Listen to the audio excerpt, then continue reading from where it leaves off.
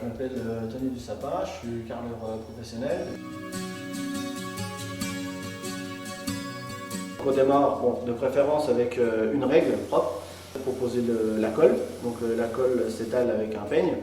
Alors pour les carrelages de sol, on va dire c'est plus un peigne de 9 voire 12 mm. Pour les carrelages de 60-60, on prend des peignes à dents de lune, ça s'appelle. Le peigne à dents de lune, c'est ça. Donc ça c'est pour les carrelages de 60-60 voire plus gros. On peut aller jusque 80 voire 1 mètre par 1 mètre, mais c'est assez rare. Pour en fait que la colle soit bien répartie sur toute la surface en dessous du carreau. Quand on dépasse le 30 par 30 cm en carrelage, on fait un double encollage, donc le peigne au sol et une fine couche de colle répartie sur tout l'arrière du carrelage, de façon à ce qu'il y ait une meilleure adhérence entre l'écran du peigne et la colle en dessous du carrelage.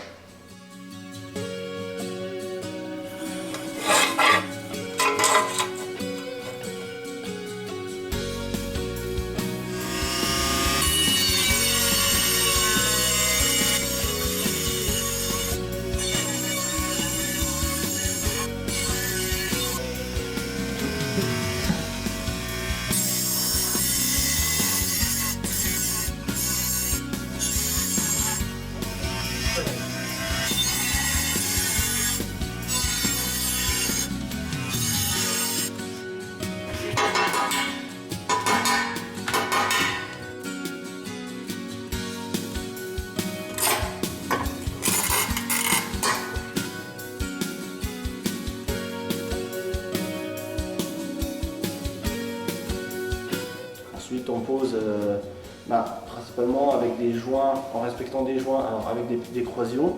Il y a des croisillons de 2 mm et des croisillons de 3 mm, même plus gros. Je préfère mettre du 3 mm au sol, c'est une question d'esthétique, suivant le carrelage aussi. Si c'est du carrelage d'une largeur jusque 20 cm, et ça peut aller jusque aussi 1 mètre, 1 mètre 20. On a depuis quelques années des croisillons auto-nivelants. C'est-à-dire que le carrelage, c'est comme une barre de fer. Plus il est long, plus il est bombé. Et ça se fait à la cuisson malheureusement.